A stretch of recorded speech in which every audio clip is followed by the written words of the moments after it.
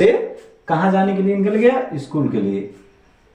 जैसे 10 बजता है या 11 बजता है, उसके पापा फोन करते हैं कि मेरा बेटा स्कूल पे पहुंचा या नहीं पहुंचा, तो इसलिए ये गाना बनाया गया कि जगह पे जाता कि ना। दूसरा पॉइंट, जब टीचर पढ़ाता है तो वो पूछता है भेजे में गईल कि नाही, कहाँ नहीं, भेजे में। तो ये गाना बना था कि जगह पे जाता कि ना, यानी जो चीज़ आपको एक्सप्लेन किया जा रहा है वो सही जगह जा रहा है या नहीं जा रहा है। इस तर्ज को समझें।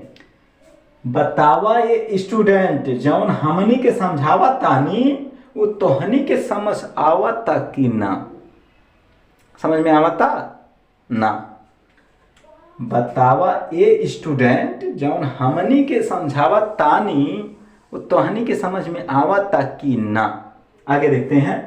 अगर आप क्लास 10th के स्टूडेंट हैं तो इस पे कमेंट कीजिएगा कि आपको इनकी परिभाषाएं एक चुट्टी में आता है या नहीं। पहला है संयोजन अवक्रिया, विस्थापन अवक्रिया, वियोजन अवक्रिया, अनुत्क्रमणीय अवक्रिया, उत्क्रमणीय अवक्रिया, द्वि विस्थापन अवक्रिया। इसके एक एक एग्जाम्पल भी आपको याद होने चाहिए। If you are student of class 10th, try to understand my words, what I am going to say that. Good. तो हम लोग गुणनखंड करेंगे। ये क्लास 9, 10 और क्लास 8 को डिस्टर्ब करता है। करता क्यों? क्योंकि वो चाहता है कि आपको कुछ दें, लेकिन आप कहते हैं हम भिखारी नहीं हैं जो किसी का एहसान ले। I am not beggar to take this type of knowledge. तो यहाँ देखेंगे कि पहला कंडीशन है इन दोनों का आपस में गुणा किया जाता है। क्या किया जाता है? गुणा किया जाता है। तो एक गाना है बीच बीच में, गुणा करेंगे तो ये आ जाएगा -18x²। अब इसी का 2 भाग करेंगे, यानी 18 का गुणनखंड करेंगे। 18 के क्या करेंगे? गुणनखंड करेंगे। तो 2 से काट रहे हैं तो आ जा रहा है, कितना आ जा रहा है? 9 आ जा रहा है। 2 से काट रहे हैं तो 9 आ जा रहा है। 3 से काटेंगे तो 3 आ जाएगा, फिर 3 से काट दिए तो 1 आ जाएगा। अब इसी को 2 भागों में बांटना है, यानी 3, 9, 9। अगर आवश्यकता पड़े तो 1 भी लिख लेना। इन्हीं को 2 भागों में बांटना है कि जोड़े या घटाएं तो -3 आ जाए। तो इसको मैं समझाने के लिए कहता हूं कि अगर जोड़ा जाए तो बीच वाला आ जाए। क्या आ जाए? बीच वाला आ जाए। और अगर गुणा किया जाए तो ऊपर वाला आ जाए। क्या आ जाए? ऊपर वाला आ जाए। तो आप लोग समझिएगा कि ये तर्ज क्या है। बीच बीच में एक गाना था, ठीक है। आगे बढ़ते हैं। तो जोड़ें तो बीच वाला आ जाए और गुणा करें तो ऊपर वाला आ जाए। ऊपर क्या है? -18x² है, बीच में क्या है? -3x है। भाई 1, 2, 3, तो बीच में क्या है? -3x। समझ में आता? बतावा है स्टूडेंट जौन हमनी के समझावा तानी उ तोहनी के समझ में आवता कि ना। आगे देखते हैं। तो गुणनखंड किए हैं, 3 दूना 6 हो जा रहा है, 3 त्रिका 9 हो जा रहा है। हमें चाहिए कि ना -3 चाहिए। कितना चाहिए? -3। 3 दूना 6, 6 में से अगर 3 घटा दें या -6 में 3 जोड़ दें तो -3 आ जाएगा कि नहीं आ जाएगा? -6 में अगर हम 3 जोड़ दें, -6 में अगर हम 3 जोड़ दें तो कितना आ जाएगा? -3 आ जाएगा। क्लियर है? क्लियर है? क्लियर है? क्लियर है। आगे देखते हैं। -6x और +3x, माइनस और प्लस का गुणा हुआ -6 त्रिक 19, 6 त्रिक 19 और x²। समझ में आ रहा है? 6 त्रिक 18 होता है। ओके, तो इतना जब समझ में आ गया तो इसके स्थान पे हमें यही रखना है। लेकिन जब तक ये दोनों नियम नहीं फॉलो करेंगे, जब तक दोनों नियम नहीं फॉलो करेंगे तब तक आपको यहाँ कुछ नहीं करना है। अगर कर दिए तो कर दीजिए, गलती से कर देंगे तो हम क्या लिखेंगे? अब x² -6x + 3x -18। दिखाई दे रहा है? ना दिखाई दे तो आप कमेंट कर सकते हैं, क्योंकि मैं सुनाने का क्रेडिट लेता हूं। If you are listening, it means you are understanding. आगे देखते हैं, यहां हम क्या कॉमन ले सकते हैं, हिंदिया में कहा ना उभयनिष्ठ, तो यक्स कॉमन ले सकते हैं, तो बचा क्या? बहुत अच्छा लगता है जब आता है ये गाना, अब बचा क्या, अब बचा क्या, तो यहां क्या बच जाएगा, -6 कितना बच जाएगा, -6। तो हमने कमेंट में कहा है कि जो यहाँ पे लिखा गया वही आराम से यहाँ पे लिख दो, x -6। और उसके बाद सोचो कि आप स्कूल आए हो तो क्यों आए हो, Why you came here?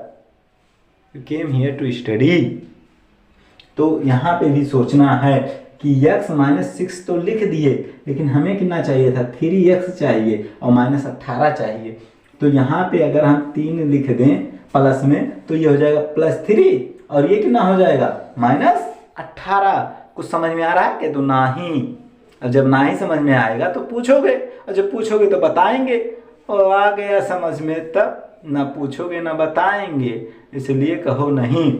आगे देखते हैं, तो यहाँ देखेंगे x -6 दोनों जगह है, तो अब कॉमन क्या ले लेंगे, x -6 को कॉमन ले लिए, x -6 को क्या ले लिए, कॉमन ले लिए। आगे बढ़ते हैं, तो अब बचा क्या, तो अब बचा क्या, यहाँ x बच गया, यहाँ +3 बच गया, यही हमारा क्या हो जाएगा, आंसर हो जाएगा। कुछ समझ में आया? नहीं। आगे बढ़ते हैं, सबसे लास्ट क्वेश्चन देखते हैं। लास्ट क्वेश्चन थोड़ा डेंजर नहीं है, बहुत सिंपल है, इसको ध्यान से देखेंगे। तो लिखा है 21x² + 15x - 6। तो 21 का 6 में गुणा करेंगे। अगर 21 का पढ़ाना आता है तो किसी से सीख लेना, क्योंकि मुझे सिखाना आता है। तो 6 करने 6 हो जाएगा और 6 दूना 12 हो जाएगा। x², यहाँ माइनस था, माइनस लगा दिए। इसको 2 भागों में बांटना है, अगर जोड़ें तो बीच वाला आए और अगर गुणा करें तो ऊपर वाला आए। ध्यान से देखेंगे, -126x², इसको 2 भागों में बांटेंगे, जोड़ें तो बीच वाला कितना है, +15x और ऊपर वाला कितना है, -126x²। समझ में आ रहा है कि दोनों साथ 126 का गुणनखंड करेंगे, 2 से कट जाएगा क्या, 2 नहीं तो 3 से काटें, 3 से कट जाएगा क्या, 2, हाँ। तो पहले हम 2 से काटेंगे, 6 दूना 12 और 3 दूना 6, 3 से काट रहे हैं, कितने से काट रहे हैं, 3 से। 3 दूना 6, 3 करने 3, 3 से काट रहे हैं, 7 त्रिक 21, 7 से काट देंगे। अगर आवश्यकता पड़े तो 1 भी इस्तेमाल कर लेना, क्या कर लेना, 1 भी इस्तेमाल कर लेना। अब इसको 2 भागों में डिवाइड करेंगे कि जोड़ें तो 15 आना चाहिए, जोड़ें तो 15 आना चाहिए। ये कंडीशन हो जाएगा तो गुणा करेंगे तो उतना ही आएगा ही। इसलिए ये ट्रिक सबसे आसान ट्रिक माना जाता है। इसको आजमाएं या ना आजमाएं, क्योंकि किंग हमेशा किंग रहता है, उसको आप राजा कहो या ना कहो। ध्यान से देखेंगे, देखने का तर्ज है 2 तिया 6 और 6 त्रिक 18 और 7 त्रिक 21। अगर 21 में से 6 घटा दें, 7 त्रिक 21 और 21 में से 6 घटा दें तो 15 आ जाएगा, कहता हाँ। ध्यान से देखेंगे, तो 21x और यहाँ -6x, तो 15x हो जाएगा। मल्टीप्लाई कर रहे हैं, 21x मल्टीप्लाई -6x, तो माइनस और प्लस माइनस, इसका गुणा इसमें करेंगे तो आ जाएगा, तो आ जाएगा। आगे बढ़ते हैं, तो ये हो जाएगा 21x² + 21x -6x -6। दिखाई दे रहा है? यहाँ 21 कॉमन ले लेंगे और x कॉमन ले लेंगे, तो बचेगा क्या, तो अब बचा क्या, +1। ऐसे यहाँ लिखेंगे x +1 लिख दिए, तो यहाँ क्या कॉमन लेंगे, -6। क्या कॉमन ले लेंगे, -6। -6 का गुणा इसमें करेंगे तो -6x और इसका गुणा इसमें करेंगे तो -6। आगे बढ़ते हैं, तो अब कॉमन क्या हो जाएगा, x +1 कॉमन हो गया, तो बचा क्या, 21x -6। और यहाँ पे क्या कॉमन ले सकते हैं, 3। कितना कॉमन ले सकते हैं, 3। तो x प्लस 1, 3 सबसे आगे लिख दिया जाए तो 7 3 21, 3 दूना 6, ये हमारा क्या हो गया आंसर। I hope you